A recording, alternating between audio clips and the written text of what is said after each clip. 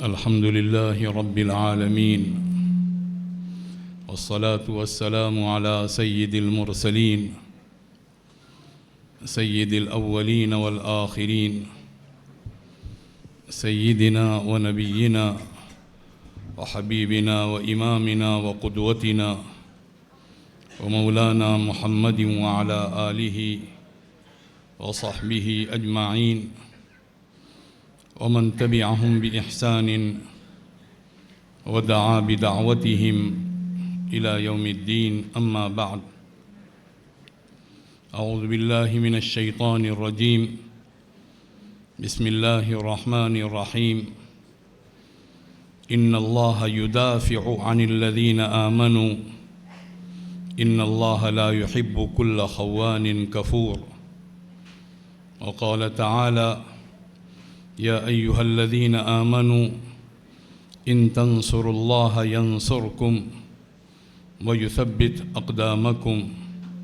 وقال عز وجل: إنا لننصر رسلنا والذين آمنوا في الحياة الدنيا ويوم يقوم الأشهاد. صدق الله العظيم. محترم و معزز سامعین، بالخصوص بھٹکل مسلم یوتھ فیڈریشن کے ذمہ داران و کارکنان، ڈائس پر تشریف رکھنے والے قاضی صاحبان، ہمارے سامنے تشریف رکھنے والے محتمم جامعہ جناب مقبول صاحب اور تمام معزز سامعین، ابھی آپ حضرات نے نعتیہ مسابقہ سنا اور اس سے پہلے نعت کے تعلق سے کچھ روشنی ڈالی گئی تھی۔ جو بھی نعتیں پیش کی جاتی ہیں ان کی اصل بنیاد حب رسول ہے، عقیدت رسول ہے، عظمت رسول ہے،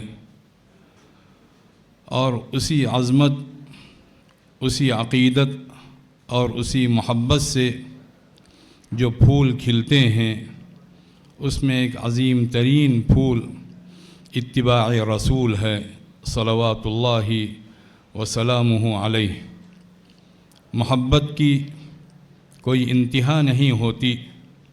اگر محبت کی کوئی انتہا مانی جائے وہ انتہا فنائیت ہے۔ آدمی اپنے آپ کو محبوب کی راہ میں فنا کر دے، گویا اس نے محبت کی ایک معراج کو چھو لیا اور محبت کی ایک انتہا کو اس نے پا لیا، اور حقیقت میں ہمارے تمام غموں کا حل اور ہماری تمام پریشانیوں کا حل اللہ رب العزت کی محبت اور اللہ کے رسول صلی اللہ علیہ وسلم سے سچی محبت ہے۔ یہ محبت اگر پیدا ہو گئی اور یہ محبت اگر دل کے نہا خانوں میں رچ بس گئی اور جسم میں خون بن کر گردش کرنے لگ گئی تو پھر ہمارا ہر مسئلہ حل ہے، چاہے وقتی مسئلہ ہو، چاہے عارضی مسئلہ ہو، چاہے دائمی مسئلہ ہو، تمام مسائل کا حل یہی ہے۔ اور یہاں کی زمین میں ہمارے لیے جو آخری حصار ہے، ہمارے لیے جو آخری پناہ گاہ ہے، وہ اللہ کی محبت اور اللہ کے رسول صلی اللہ علیہ وسلم کی محبت ہے۔ اسے اچھی طرح سے جان لیں کہ یہ حصار اگر ٹوٹ گیا تو پھر ہماری حیثیت کوڑے کچرے کے ڈھیر سے بھی بڑھ کر نہیں ہے، بلکہ اس سے بھی گئی گزری ہوگی۔ اس قیمتی متاع کو دل و جان میں، اس قیمتی متاع کو اپنی جان سے بڑھ کر عزیز رکھیے، اور اس کے لیے جو قربانی دے سکتے ہوں اس قربانی کے لیے سب کے سب تیار رہیں۔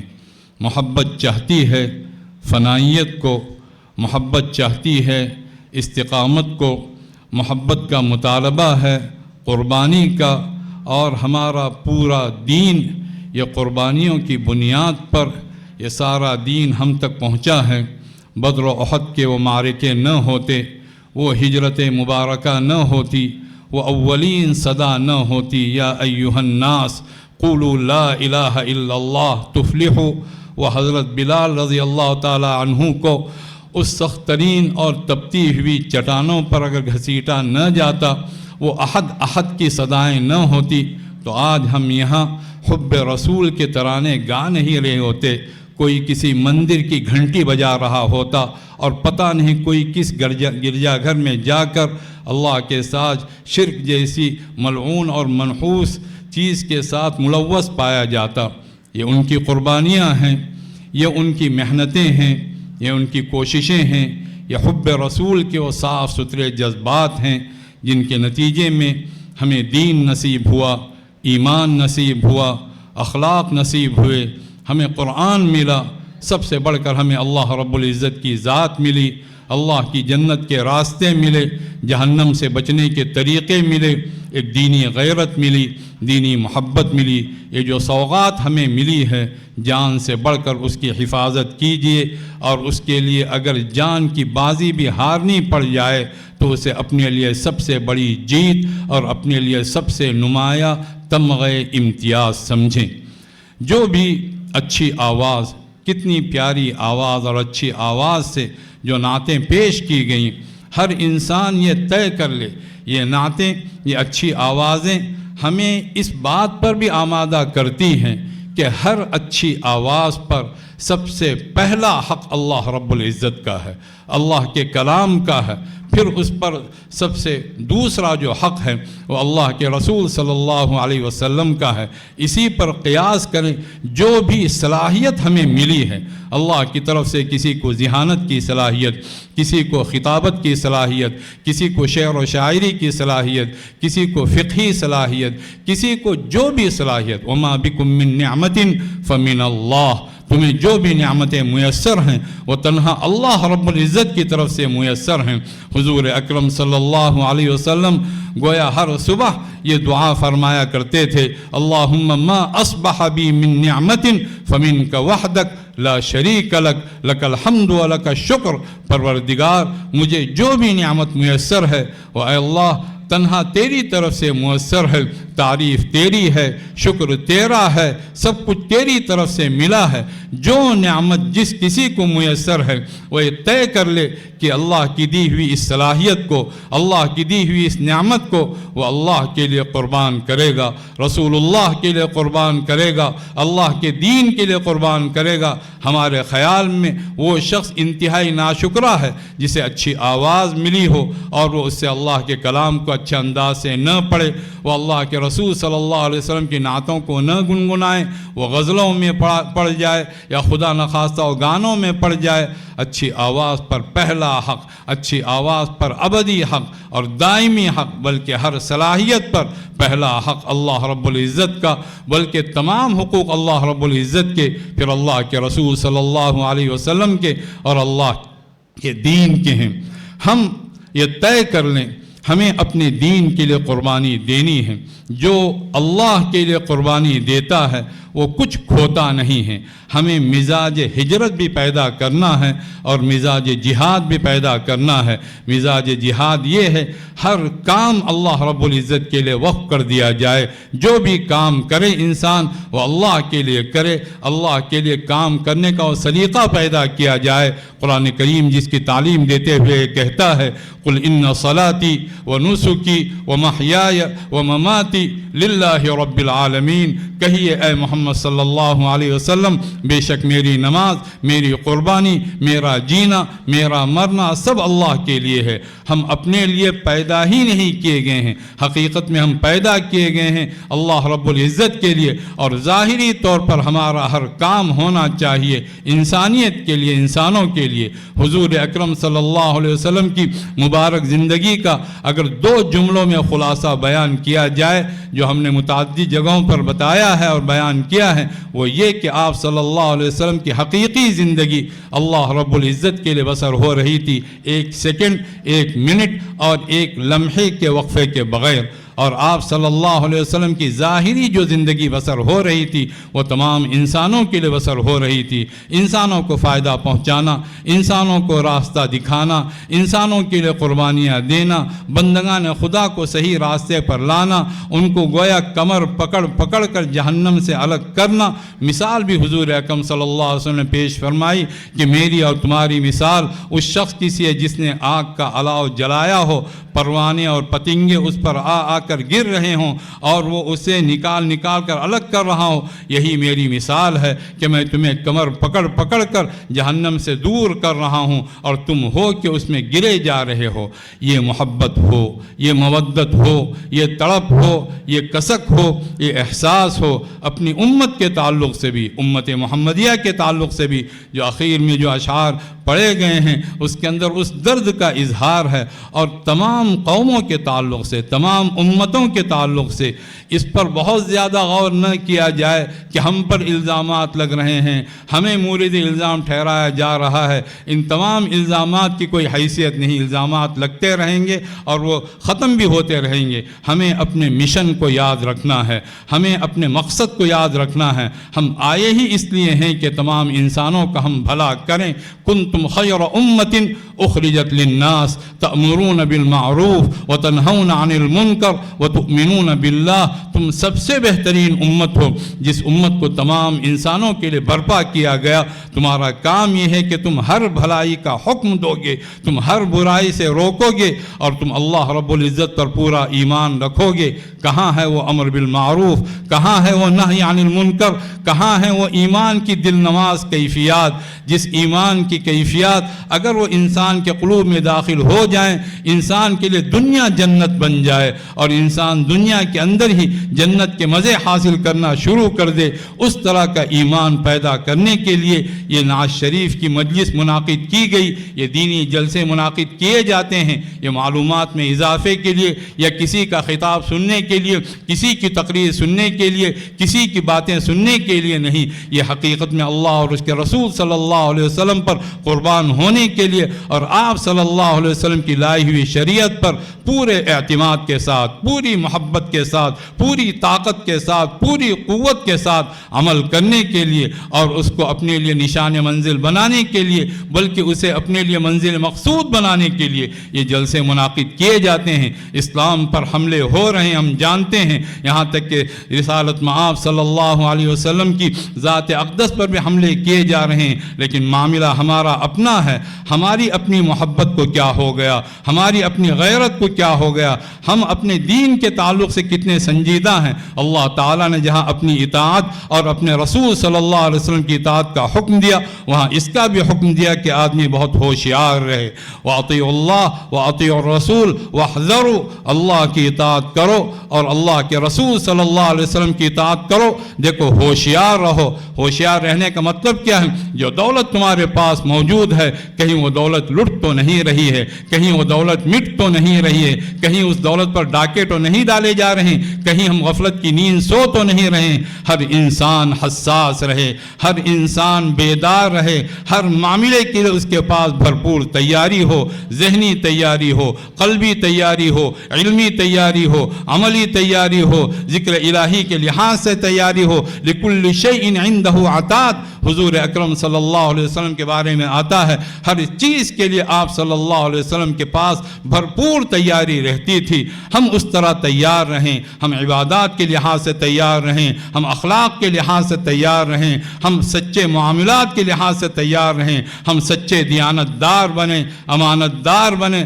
آج حال یہ ہے امانتیں ضائع ہو رہی ہیں، اور امانتوں کا ضائع ہونا یہ علامات قیامت میں سے ایک علامت ہے، اور حضور اکرم صلی اللہ علیہ وسلم نے خود یہ بات ارشاد فرمائی کہ سب سے پہلے جو چیز میری امت سے اٹھائی جائے گی وہ امانت داری ہے۔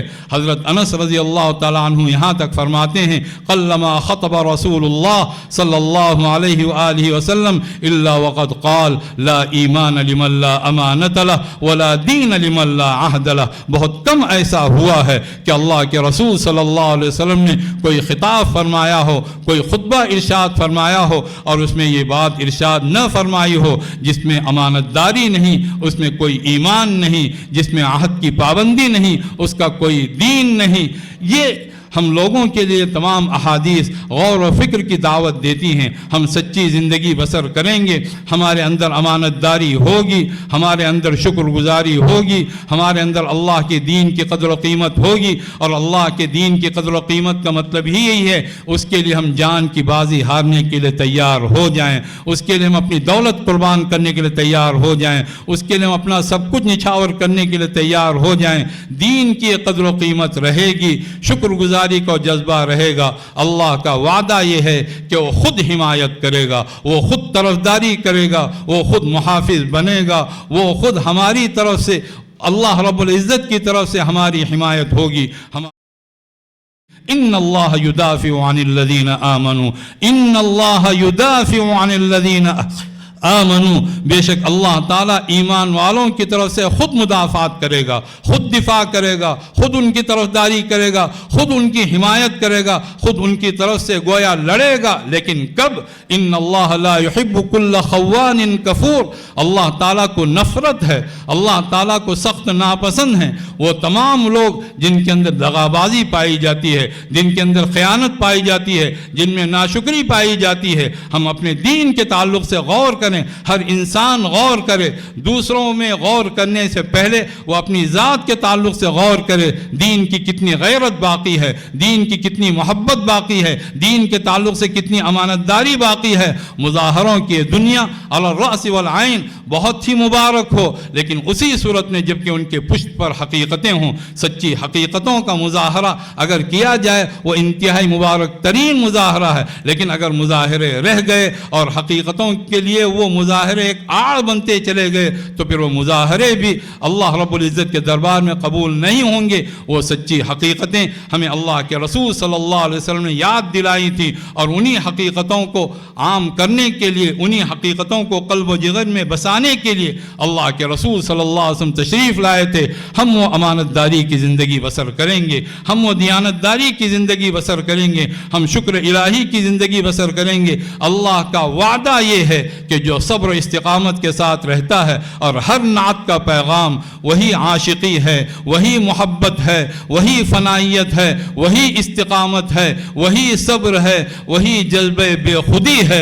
ہر نعت کا یہی پیغام ہے. ہم اگر اس پر سچے دل سے قائم رہیں گے, جو ہماری زبان کہہ رہی ہو وہ ہمارا دل بھی کہہ رہا ہو, بلکہ ہمارا دل رو رہا ہو, ہماری زبان رو رہی ہو, ہمارا دل تڑپ رہا ہو, ہمارے اندر وہ کیفیت پائی جائے اور بھرپور طریقے سے پائی جائے. اللہ رب العزت کی طرف سے وعدہ ہے, جو اللہ کے لیے کھوتا ہے وہ اللہ کے لیے اللہ رب العزت کی طرف سے وہ پاتا ہے. حضرت ابراہیم علیہ السلام اپنے ایک بیٹے کو قربان کرنے کے لیے تیار ہو گئے تھے.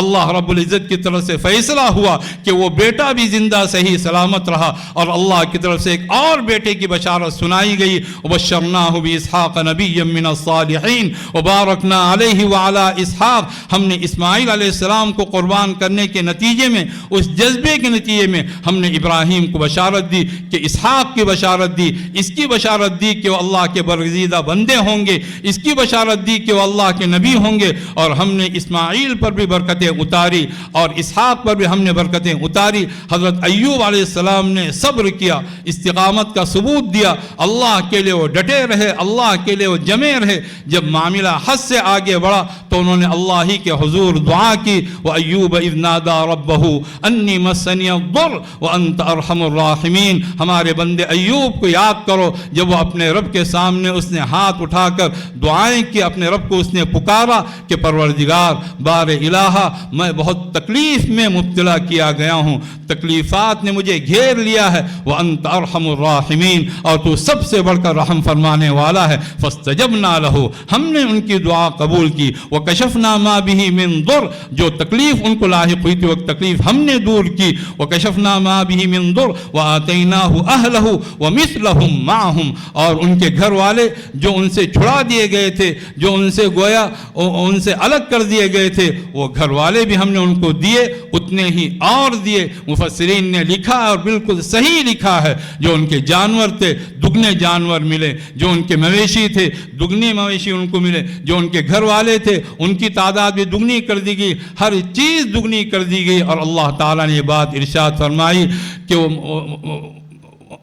وأيوب إذ نادى ربه أني مسني الضر وأنت أرحم الراحمين فاستجبنا له فكشفنا ما به من ضر وآتيناه أهله ومثلهم معهم رحمة من عندنا وذكرى للعابدين. اپنی طرف سے بطور رحمت کے اور عبادت گزاروں کے لیے یاد دہانی کے طور پر، جو اللہ کی عبادت کرتا ہے، جو اللہ کے لیے مر مٹتا ہے، جو اللہ کے دین کے لیے اپنے آپ کو فنا کرتا ہے، جو اللہ کے رسول صلی اللہ علیہ وسلم کی محبت میں اپنے آپ کو قربان کرتا ہے، اللہ رب العزت نے ایسے عبادت گزاروں کی یاد دہانی کے لیے یہ مثالیں پیش کی. اور حضرت صلی اللہ علیہ وسلم کا معاملہ تو ایسا عجیب و غریب کہ مدینے کی زمین قدموں کے نیچے سے کھسک رہی تھی. معلوم یہ ہو رہا تھا کہ اب گئی تب گئی. اللہ کا فیصلہ تو یہی تھا کہ دین چمکے گا، یہ دین ہمیشہ ہمیشہ چمکتا رہے گا، یہ نصف النہار پر پہنچ کر ہمیشہ کے لیے رک جائے گا، اس کے لیے کوئی زوال نہیں. لیکن ظاہری طور پر کیفیت ایسی تھی. قرآن شریف نے وہ پوری منظر کشی کی ہے. اذ جاءوکم من فوقکم ومن اسفل منکم واذ زاغت الابصار وبلغت القلوب الحناجر وتظنون باللہ الظنونا. وہ تمہارے اوپر سے آئے، تمہارے نیچے سے آئے اور کلیجے منہ کو آنے لگ گئے، نگاہیں پھٹی کی پھٹی رہ گئی اور تم طرح طرح کے گمان کرنے لگ گئے. ہنالک ابتلی المؤمنون، وہاں اہل ایمان کو جھنجھوڑا گیا، ان کو آزمایا گیا. وزلزلوا زلزالا شدیدا، پوری طرح ان کو ہلا کر رکھ دیا گیا. اور اس وقت اہل ایمان نے جب ان لشکروں کو دیکھا تو انہوں نے کہا وَلَمَّا رَأَى الْمُؤْمِنُونَ الْأَحْزَابَ قَالُوا هَذَا مَا وَعَدَنَا اللَّهُ وَرَسُولُهُ. لشکر پر لشکر امٹتے ہوئے آ رہے تھے. بنو اسد بھی آ رہے ہیں، بنو غطفان بھی آ رہے ہیں، مشرکین مکہ بھی آ رہے ہیں. کل تعداد 10,000 کی بتائی جا رہی ہے. یہاں مسلمانوں کی مدینے کی آبادی ہو سکتا ہے کہ 10,000 کے آس پاس ہو. ہر طرف سے لشکر آ رہے ہیں اور ان کا ارادہ یہ تھا کہ مدینہ منورہ کو تہس نہس کر دیا جائے. اللہ تعالیٰ اس زمین کو ہمیشہ آباد رکھے اور وہ آباد رہے گی انشاءاللہ تا قیام قیامت. لیکن ان کا ارادہ وہ تھا. مومنین نے جب وہ لشکر دیکھا، کیا ان کے عزائم تھے، کیا ان کی ہمتیں تھیں، کیا ان کے حوصلے تھے. انہوں نے کہا ھذا ما وعدنا اللہ ورسولہ، یہ تو وہی لشکر ہے جس کا وعدہ ہم سے اللہ نے کیا اور جس کا وعدہ ہم سے اللہ کے رسول صلی اللہ علیہ وسلم نے کیا. لشکر کا آنا تعجب کی بات نہیں، لشکر نہ آتے تو ہمیں تعجب ہوتا. وصدق اللہ ورسولہ، اللہ کا فرمایا ہوا برحق، اللہ کے رسول صلی اللہ علیہ وسلم کا کہا ہوا سچ. وما زادہم الا ایمانا وتسلیما. اور لشکر نے، لشکروں کے دیکھنے نے، لشکروں کے اس طرح سامنا کرنے نے ان کے ایمان میں اضافہ کیا، ان کی خود سپردگی میں اضافہ کیا. اللہ رب العزت کی طرف سے فیصلہ یہ ہوا کہ اللہ تعالیٰ نے جنگ کرنے کی بھی کلفت ان پر عائد نہیں کی. وَكَفَى اللَّهُ الْمُؤْمِنِينَ الْقِتَالَ وَرَدَّ اللَّهُ الَّذِينَ كَفَرُوا بِغَيْظِهِمْ. اللہ تعالیٰ نے مشرکین کو غیظ و غضب سمیت دانت پیستے ہوئے، کڑتے ہوئے، جل کر کباب بنتے ہوئے، وہ سب کے سب اللہ تعالیٰ نے سب کو جو ہے ناکام و نامراد پھیر دیا. وَكَفَى اللَّهُ الْمُؤْمِنِينَ الْقِتَالَ، اور اللہ تعالیٰ اہل ایمان کے لیے قتال کے واسطے کافی ہو گیا. وَكَانَ اللَّهُ قَوِيًّا عَزِيزًا، اللہ تعالیٰ بے انتہا طاقتور، اللہ تعالیٰ بے پناہ زبردست ہے. اور اللہ رب العزت نے جو فیصلہ کیا وہ فیصلہ قرآن کریم نے بیان کیا. وَكَفَى اللَّهُ الْمُؤْمِنِينَ الْقِتَالَ وَكَانَ اللَّهُ قَوِيًّا عَزِيزًا وَأَنزَلَ الَّذِينَ ظَاهَرُوهُم مِّنْ أَهْلِ الْكِتَابِ مِنْ صَيَاصِيهِمْ وَقَذَفَ فِي قُلُوبِهِمُ الرُّعْبَ فَرِيقًا تَقْتُلُونَ وَتَأْسِرُونَ فَرِيقًا وَأَوْرَثَكُمْ أَرْضَهُمْ وَدِيَارَهُمْ وَأَمْوَالَهُمْ وَأَرْضًا لَّمْ تَطَئُوهَا. جن اہل کتاب نے غداری کر کے ان مشرکین کی مدد کی تھی، اللہ نے ان کو ان کے قلعوں سے اتار دیا، ان کے دلوں کے اندر دہشت بٹھا دی. ایک طبقے کو تم ان کا خاتمہ کر رہے تھے، دوسرے طبقے کو تم قیدی بنا رہے تھے. اللہ نے ان کی زمین کا تمہیں وارث بنایا، ان کے علاقوں کا تمہیں وارث بنایا اور اس سرزمین کا بھی اللہ نے تمہیں مالک بنایا جس سرزمین سے ابھی تمہارے نشان قدم تک واقف نہیں ہیں. کہاں مدینے کی زمین جو قدموں تلے کھسکی جا رہی تھی وہ زمین برقرار رہی اور زمینیں ملی. ملکوں کے ملک اللہ رب العزت کی طرف سے تحفے میں دے دیے گئے اسی استقامت کی وجہ سے، اسی صبر کی وجہ سے، اسی اللہ کے لیے ڈٹ جانے کی وجہ سے. اور اگر یہ کیفیت نہیں ہوئی، یہ کیفیت نہیں ہوئی جو ڈٹنے کی کیفیت ہے. حضور اکرم صلی اللہ علیہ وسلم کو اولین مرحلے میں یہ بات کہہ دی گئی تھی کہ وَلِرَبِّكَ فَاصْبِرْ، اے محمد صلی اللہ علیہ وسلم آپ ڈٹ جائیے، آپ جم جائیے اپنے رب کے لیے۔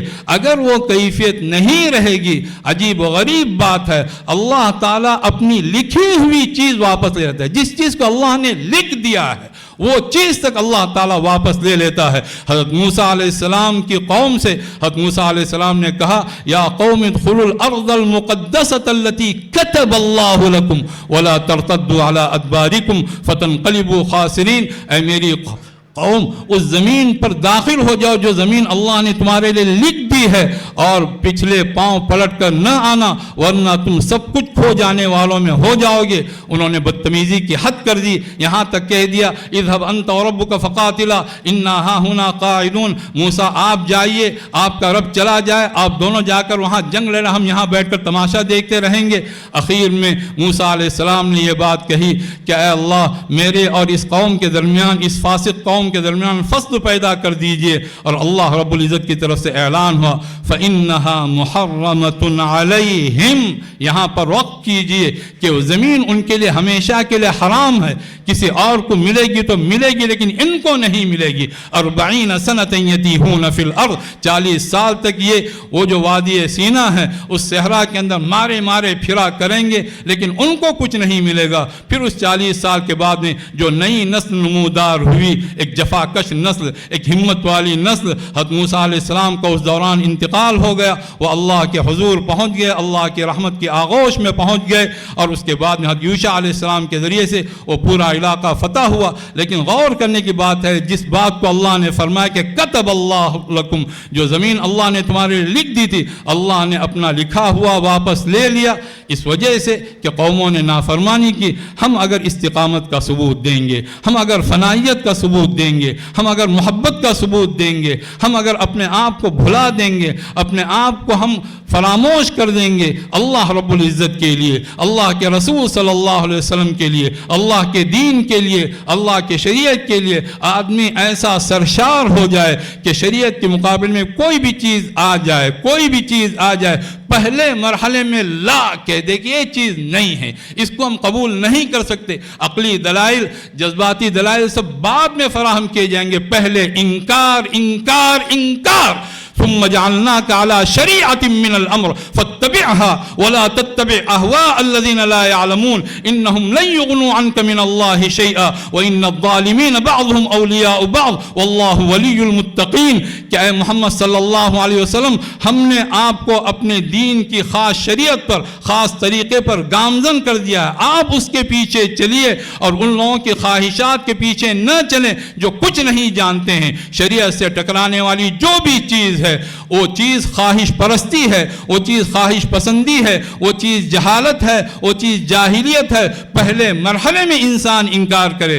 بسا اوقات علمی تمطراق کے ساتھ جو اصول ہیں، جو بنیادیں ہیں شریعت کی، اس کے مقابلے پر اس علم کو لایا جاتا ہے، وہ علم بھی جہل سے بدتر ہے۔ حضرات انبیاء علیہ السلام کا مقابلہ اس علم سے بھی کیا گیا تھا جو کہ جہل سے بدتر ہے۔ فلما جاءتهم رسلهم بالبينات فرحوا بما عندهم من العلم، جب اللہ کے رسول ان کے پاس کھلی ہوئی نشانیاں لے کر آئے، اللہ کی طرف سے صداقتیں، اللہ کی طرف سے بیان کردہ حقیقتیں، تو اس وقت کے جتنے بھی وہ لوگ تھے جن کو اپنے علم پر ناز تھا، جو علم شریعت سے ٹکرا رہا تھا، جو ظاہر میں علم تھا باطن میں جہل سے بڑھ کر بدتر تھا، فرحوا بما عندهم من العلم، ان کے پاس جو علم تھا اس علم کے حوالے دے دے کر وہ اترانے لگے۔ وحاق بهم ما كانوا به يستهزئون، نتیجہ یہ نکلا کہ جو کچھ وہ مذاق اڑایا کرتے تھے وہی مذاق ان کو آ گھیرا اور وہ سب کے سب برباد کر دیے گئے۔ اللہ کی شریعت کو اپنے سر کا تاج بنائیے، اللہ کی شریعت کو اپنی آنکھوں کا نور بنائیے، اللہ کی شریعت کو اپنے دل کا سرور بنائیے، اور اللہ کی شریعت سے ٹکرانے والی کوئی بھی چیز ہو اس میں چاہے جتنا فائدہ ہمیں نظر آئے، لاکھوں کا، کروڑوں کا، اربوں کا، خربوں کا، اس فائدے پر ہم تھوکنا بھی پسند نہ کریں، اس اعتقاد کے ساتھ کہ ہماری تھوک کی ذلت ہوگی، اور اللہ کی شریعت کو اپنا کر اگر کوئی نقصان بھی ہو رہا ہو فرض کر لیں، اور حقیقت میں کوئی نقصان نہیں، شریعت سراسر اندر اللہ رب العزت کی رحمت ہے، اللہ رب العزت کی عنایت ہے، اللہ رب العزت کی مہربانی ہے۔ قرآن کریم کی ہر سورت بسم اللہ الرحمن الرحیم سے شروع ہوتی ہے، جو اس بات کی گواہی دیتی ہوئی گویا شروع کی جاتی ہے کہ سورت، یہ آیات، یہ حروف، یہ جملے، یہ کلمات، یہ اللہ کی رحمت ہیں، اللہ کی عنایت ہیں، اللہ کی مہربانی ہے۔ پھر بھی ظاہری طور پر اگر کوئی نقصان ہوتا ہوا نظر آئے، اس نقصان کو مرحبا کہنا سیکھیے، اس نقصان کا استقبال کرنا سیکھیے۔ ہمیں عزیز ہے تو اللہ کی شریعت عزیز ہے۔ حضرت صلی اللہ علیہ وسلم کو کیا صادق کا لقب نہیں دیا گیا تھا؟ کیا امین کا لقب نہیں دیا گیا تھا؟ کیا آپ صلی اللہ علیہ وسلم اپنے پورے معاشرے کی آنکھ کے تارے نہیں تھے؟ کیا مشرکین مکہ آپ صلی اللہ علیہ وسلم کو اپنے سر آنکھوں پر بٹھاتے نہیں تھے؟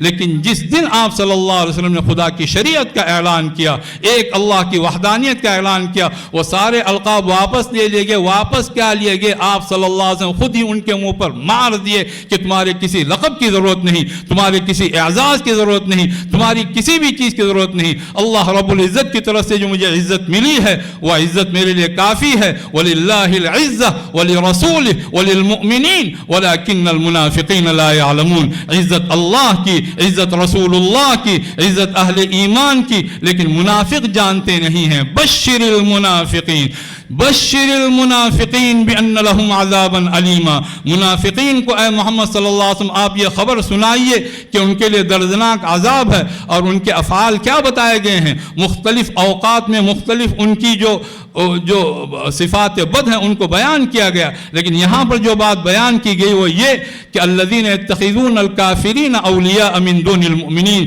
جو خدا کے باغیوں کو، خدا کے منکروں کو اپنا گہرا دوست بناتے ہیں، اہل ایمان کو چھوڑ کر۔ جو بات اس سے پہلے کہی گئی، فلاں کرکٹر وہ ہمارا ہیرو ہے، فلاں فٹ بالر وہ ہیرو ہے، اور فلاں فلم اسٹار جو کہ سراسر ایک واہیات ہے، ایک غلاظت ہے، ایک نجاست ہے، ناپاکی کا ایک پورا سنڈاس ہے، وہ ہمارا ہیرو ہے۔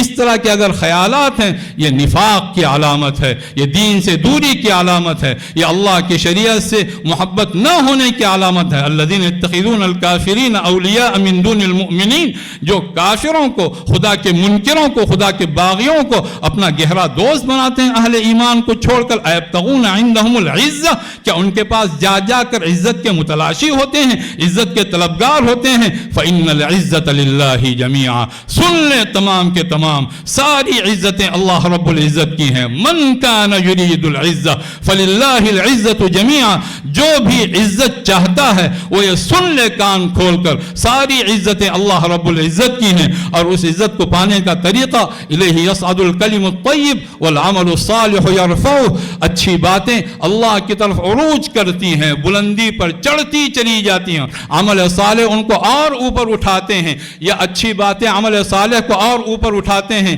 اچھا کام ہو، اچھی باتیں ہوں، درد مند دل ہوں، اچھے اخلاق ہوں، صحیح دعوت ہو، ایک فکر ہو، ایک سچا جذبہ ہو، پھر اسے عزتیں ملیں گی۔ اس پر اللہ کا وعدہ یہ ہے، اور اللہ کا کوئی وعدہ جھوٹا نہیں ہو سکتا۔ ان اللہ لا يخلف المیعاد، اللہ اپنے وعدوں کی خلاف ورزی نہیں کرتا۔ ومن اصدق من اللہ حدیثا، اللہ سے بڑھ کر کس کی گفتگو سچی ہے؟ ومن اصدق من اللہ قیلا، اللہ سے بڑھ کر کس کا قول سچا ہے؟ اللہ کا وعدہ یہ ہے والذین یمکرون السیئات لهم عذاب شدید ومکر اولئک هو یبور، جو لوگ بری بری تدبیریں کرتے ہیں، بری بری چالیں چلتے ہیں، ان کے لیے سخت ترین عذاب ہے یہ آخرت میں، اور ان کی جتنی بھی مکاریاں ہیں سب کے تار پوت بکھیر دیے جائیں گے۔ ہم یہ نہیں کہتے کہ انسان خواب غفلت میں رہے، لیکن دوسرے کیا کر رہے ہیں اس کے پیچھے حد سے زیادہ لگے رہنا اللہ نے اس کا حکم نہیں دیا ہے۔ آدمی جان لے کیا کچھ سازشیں ہو رہی ہیں،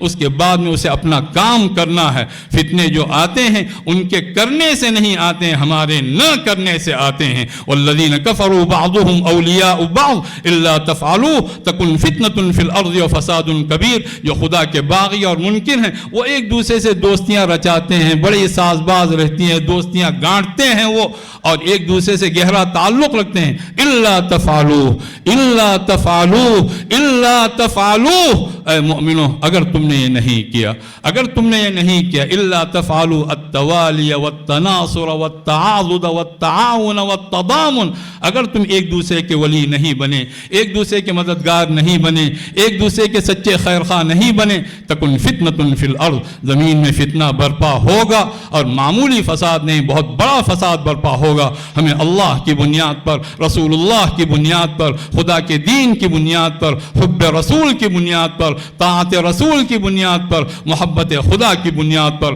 कुरान करीम की बुनियाद पर, अम्र बिल मारूफ की बुनियाद पर, नही अनिल मुनकर की बुनियाद पर हमें जुड़ना होगा। यही हमारी कामयाबी का राज है। अल्लाह हुज़ूर अकरम सल्लल्लाहु अलैहि वसल्लम इसी काम के लिए मबऊस फरमाए गए थे। हज़ारों मकासिद बयान किए जा सकते हैं, जो दो बुनियादी मकासिद हैं तमाम अंबिया अलैहिस्सलातु वस्सलाम की बिआसत के। वो दो बुनियादी मकसद ये हैं, एक मकसद ये कि बंदों को खुदा से जोड़ा जाए, दूसरे के बंदों को अल्लाह रब्बुल इज़्ज़त की बुनियाद पर बंदों को बंदों से जोड़ा जाए। उसी मकसद के लिए हम जिएंगे, उसी मकसद के लिए पूरे इदारे कायम किए गए हैं, उसी मकसद के लिए तमाम तंजीमें हैं, उसी मकसद के लिए जितने भी स्पोर्ट्स क्लब हैं ये भी उसी मकसद के लिए, उसी मकसद के लिए प्रोग्राम हैं, उसी मकसद के लिए तकरीरें हैं। हम उस मकसद पर मुत्तफिक हो जाएं, एक अल्लाह की इबादत पर मुत्तफिक हो जाएं, और एक अल्लाह के लिए हम अल्लाह के बंदों से जुड़ जाएं।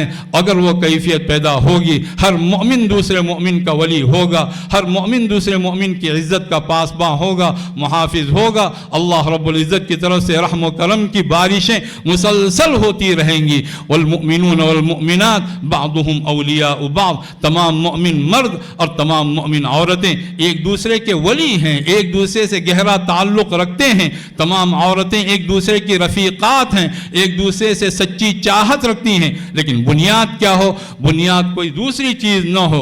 बुनियादें ये हैं, यअमुरून बिल मारूफ व यनहौन अनिल मुनकर व युक़ीमून अस्सलाह व युतून अज़्ज़काह व युतीऊन अल्लाह व रसूलह, वो भलाइयों का हुक्म देते हैं, बुराइयों से रोकते हैं, नमाज़ों को कायम करते हैं, ज़कात अदा करते हैं, और सबका मजमुआ ये खुशी खुशी अल्लाह की इताअत करते हैं। इताअत का मतलब सिर्फ बात मानना नहीं, तौबा के अंदर से गोया कि जज्बा उभर रहा हो, खुशी खुशी बात मानना। किसी का बड़ा, किसी को कोई हुक्म दे दे, कोई किसी का बहुत ही महबूब उस्ताद हो, वो किसी को कोई हुक्म दे दे, उसे कितना अच्छा लगता है कि हमारे उस्ताद ने हम पर एतमाद किया। किसी के मुरब्बी, किसी के शेख, किसी के पीर, किसी के मुर्शिद, या किसी के बहुत ही मुअज़्ज़ज़ और मोहतरम बाप, किसी की माँ उसे कोई हुक्म देती है, कितना अच्छा लगता है कि हम पर एतमाद किया गया। अल्लाह रब्बुल इज़्ज़त का हर हुक्म इस लायक है कि खुशी खुशी उसकी बात मानी जाए और अल्लाह के रसूल सल्लल्लाहु अलैहि वसल्लम की इताअत की जाए। अल्लाह का वादा यह है कि ऐसे तमाम मुमिनीन पर अल्लाह की रहमतें बरसेंगी, ऐसी तमाम मुमिनात पर अल्लाह की रहमतें बरसेंगी। इस तरह हमें एक इत्तिहाद का दर्स दिया गया, इस तरह हमें इत्तिफाक का दर्स दिया गया, और इसी इत्तिहाद के लिए, इसी इत्तिफाक के लिए, इसी खुदा परस्ती के लिए, उसी इंसानियत को एक इत्र मजमुआ बनाने के लिए हुजूर अकरम सल्लल्लाहु अलैहि वसल्लम की बिआसत हुई, और आप सल्लल्लाहु अलैहि वसल्लम ने वो काम करके दिखाया। आज भी ज़माना हमारा मुंतज़िर है। हम कभी ये ना सोचें कि हमें ज़माने से लेना, कि हम तो देने के लिए आए हैं। ज़माने को भिखारी समझें, ज़माने को फ़कीर समझें। हमारे पास अल्लाह की किताब है, हमारे पास अल्लाह के रसूल सल्लल्लाहु अलैहि वसल्लम की सुन्नत है, हमारे पास हिदायत रब्बानियाँ हैं, हमारे पास अल्लाह के रसूल सल्लल्लाहु अलैहि वसल्लम के इरशादात हैं। व कैफ़ तकफ़ुरून, कैसे मुमकिन है कि तुम कुफ्र कर जाओ, तुम नाशुक्री करो। व अंतुम तुतला अलैकुम आयातुल्लाह व फीकुम रसूलुहु, जबकि तुम्हारे सामने अल्लाह की आयतें पढ़ पढ़ कर सुनाई जाती हैं और तुम्हारे अंदर अल्लाह के रसूल मौजूद हैं। हुजूर अकरम सल्लल्लाहु अलैहि वसल्लम की रुखसत होने के बाद आपकी सुन्नतें, आपकी मुबारक सीरत, आपकी हिदायत, आपकी अहादीस मुबारका और आपकी अहादीस से जो मसाइल इस्तिंबात किए गए हैं, तमाम फ़ुक़हा ने, तमाम उलमा ने, तमाम मुहद्दिसीन ने, तमाम मुफस्सिरीन ने جو کام کیے ہیں وہ سارے کام آپ صلی اللہ علیہ وسلم ہی کی ہدایت کو اپنانا ہے، اور آپ کی ہدایات آپ کے قائم مقام ہے۔ اتنی بڑی دولت ہونے کے بعد پھر ہمیں بیچارگی کا احساس ہو، ہمیں یہ احساس مارے ڈال رہا ہو ہم بیچارے بہت کمزور ہیں، کچھ نہیں ہیں، سب کچھ ہمارے پاس ہے۔ شرط یہ ہے کہ وہ احساس اپنے دل میں بیدار کیا جائے اور بیدار رکھا جائے۔ گھر گھر اس احساس کو عام کیجئے۔ دنیا کے امیر ترین ہم ہیں، بلکہ حقیقت میں دیکھا جائے دنیا کے حقیقی بادشاہ ہم ہیں۔ یہی فرق تھا ہم میں اور صحابہ کرام میں۔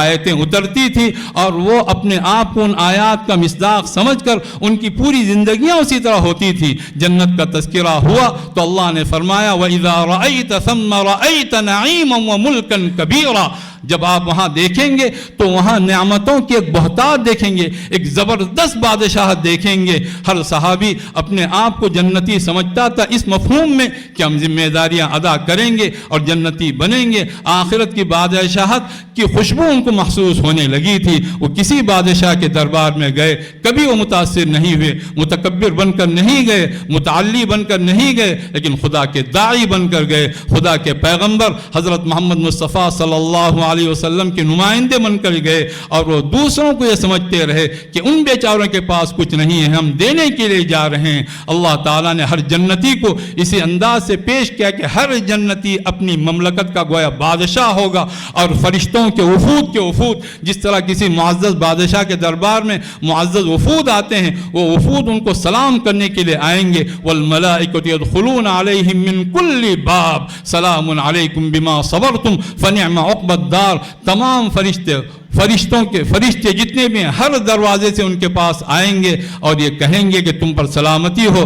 آخرت کا گھرانہ کتنا عظیم گھرانہ ہے، کتنا اچھا گھرانہ ہے۔ وہ اعتقاد پیدا کر کے ہم آخرت کے طالب بن کر ہم دنیا میں چھا سکتے ہیں۔ ہم دنیا کے طالب بن کر دنیا پر کبھی حکمرانی کر نہیں سکتے۔ تریدون عرض الدنیا، تم دنیا کا سامان چاہتے ہو، واللہ یرید الآخرہ، اللہ تعالیٰ آخرت چاہتا ہے۔ دنیا کی عزت بھی ملے گی، آخرت کی عزت بھی ملے گی، لیکن حضور اکرم صلی اللہ علیہ وسلم کی سچی محبت، آپ صلی اللہ علیہ وسلم کی سچی غلامی، اور اللہ رب العزت کی سچی عبادت، اللہ رب العزت کی سچی طاعت، آخرت کے وعدوں پر سچا یقین، یہ سارے جو ہمارے اسلحے ہیں، یہ ہماری جو سوغات ہیں، یہ ہمارے جو تحفے ہیں، ان تحفوں کو لے کر اقوام عالم کے پاس جائیں گے۔ وَأُوحِيَ إِلَيَّ هَذَا الْقُرْآنُ لِأُنذِرَكُم بِهِ وَمَن بَلَغَ، یہ قرآن کریم میری طرف وحی کیا گیا ہے تاکہ اس کے ذریعے سے میں تمہیں ڈراؤں، اور جہاں تک اللہ کا ایک کلام پہنچے میں لوگوں کو ڈراتا جاؤں۔ وہ سوغات لے کر ہم جائیں گے، وہ نعمتیں لے کر جائیں گے۔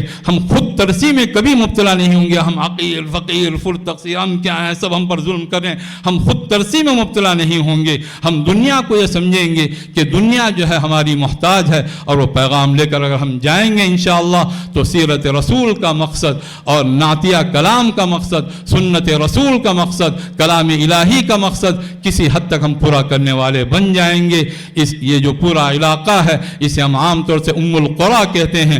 یہاں سے اگر وہ آواز اٹھے گی، یہاں سے وہ کیفیات اپنائی جائیں گی، اڑوس پڑوس کے جتنے علاقے ہیں وہاں تک وہ کیفیات پہنچتی چلی جائیں گی، اور اللہ نے چاہا تو ایک دنیا کے ایک کونے سے دوسرے کونے تک ہم وہ پیغام پہنچانے والے بن جائیں گے۔ شرط ہے عزم، شرط ہے محبت، شرط ہے ارادہ، شرط ہے سچا علم، اور شرط ہے سچا یقین۔ اللہ مجھے بھی وہ سچ نصیب فرمائے، آپ حضرات کو بھی وہ سچ نصیب فرمائے۔ وآخر دعوانا ان الحمد للہ رب العالمین۔